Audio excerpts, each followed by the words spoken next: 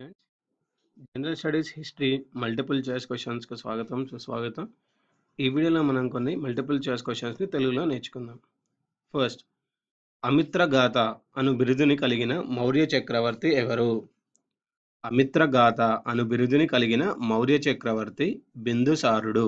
బిందుసారుడు. Next, సుదర్శన సరస్సు నిర్మించబడిన ప్రాంతం ఏది? సుదర్శన సరస్సు నిర్మించబడిన ప్రాంతం మాల్వా.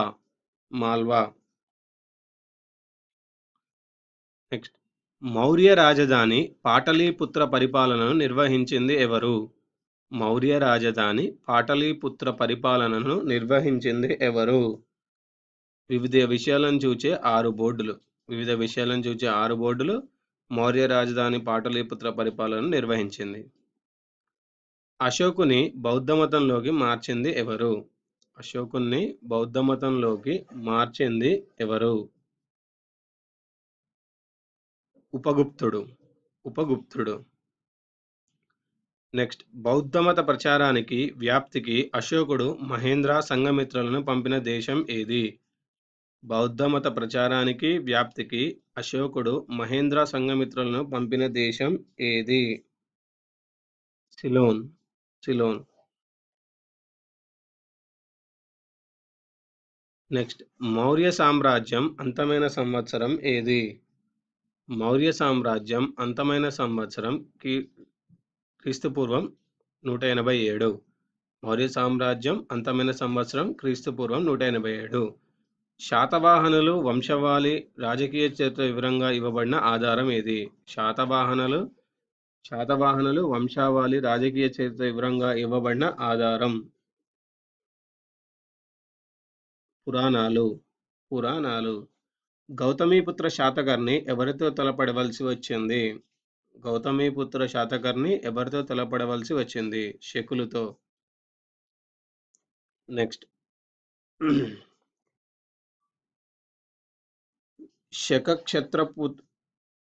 శకక్షత్రపుడు రుద్రదముని కుమార్తెను వివాహమాడిన శాతవాహన పాలకుడు ఎవరు?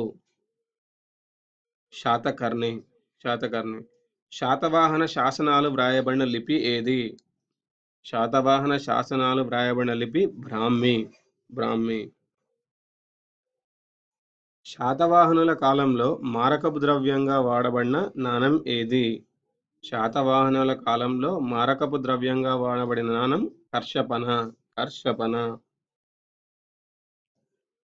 నెక్స్ట్, మాధ్యమిక వాదం సిద్ధాంతాన్ని ప్రవచించింది ఎవరు? మాధ్యమిక వాదం సిద్ధాంతాన్ని ప్రవచించింది ఎవరు? నాగార్జునుడు. నాగార్జునుడు. గుప్త శకాన్ని ప్రారంభించింది ఎవరు?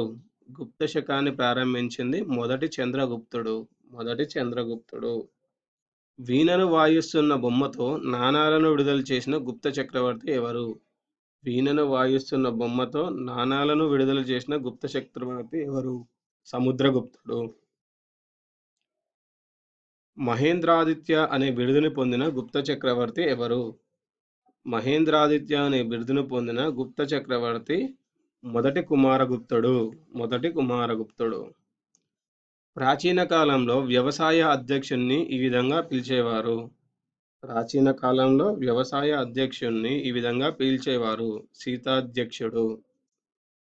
సూర్య సిద్ధాంత గ్రంథ రచయిత ఎవరు? సూర్య సిద్ధాంత గ్రంథ రచయిత ఆర్యభట్ట.